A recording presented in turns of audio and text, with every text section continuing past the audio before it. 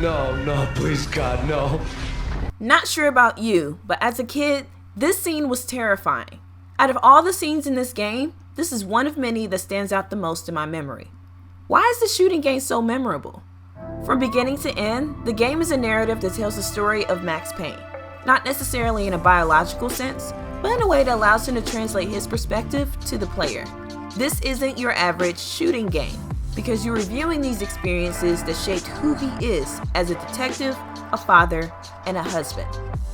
Prime example, when I think of most shooting games in the late 90s and early 2000s, many of their storylines commonly fall around, we have to complete this mission for the good of the world, or we need to escape so we don't die. You know, outbreaks, aliens, zombies, chemical weapons, etc. But when I think of these storylines, Max Payne doesn't fall within any of those categories because it cannot be limited to one common medium. Come on now, this is a character that makes it very clear that he's in it for himself, not for the world. Each scene isn't just about cracking the case, but to avenge the death of his wife and child. Every decision he makes is to find and kill the boss that is selling these drugs in New York City, the same drugs that was given to the junkies that killed his family. Security clearance red, authorized by the project lead. Field test, double the dosage for all the remaining test subjects. Observe and record the subject's behavior in an urban setting. The drop-off point was my old address in New Jersey. The file dated 3 years ago. Just when you thought you had reached the deepest depths of horror, it suddenly got worse. How to turn off that small voice inside your head that started to whisper that you should be glad that now, if not before, your revenge was justifiable on any conceivable moral scale. That small voice proved, beyond any doubt, that I was damned. You piece together a jigsaw and the final picture is you finishing that same puzzle. A mad, green-eyed killer standing behind you. An urban legend come true. The Project Valhalla test subjects had been the mad junkies who had murdered my loved ones. The rest was simple body count math. It all pointed to her. Ms. Valkyr. The factory went up in a fiery inferno behind me. All my leads were dead, turned to smoke and dust. I had lost my way. I hadn't slept in a million years.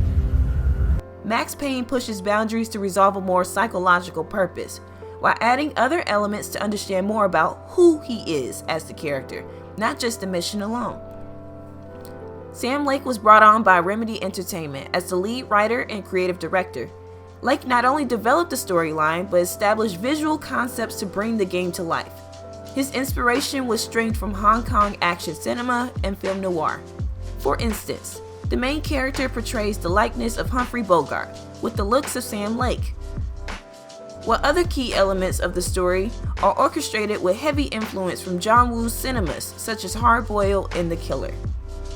Also, Remedy designers explored New York City to see the skyscrapers, subway systems, the bridges from Brooklyn to Manhattan, and even the neighborhoods. They brought more than 5,000 pictures and 10 hours worth of video back to their studio in France, so they could start creating the film noir settings through textures, locations, and all the sounds we witness in Max Payne. Everything from enemies' dramatic slow-mo deaths and bullet time mechanics, to voice narration through comic panels and cityscapes.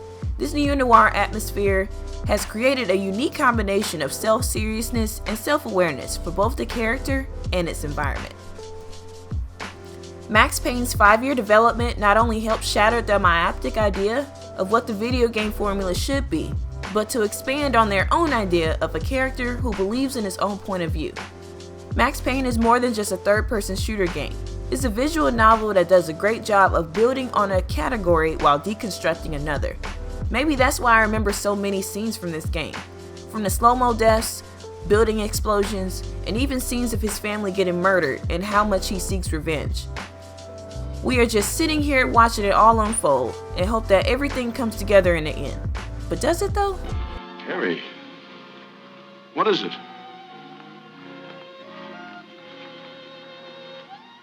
The stuff that dreams are made of.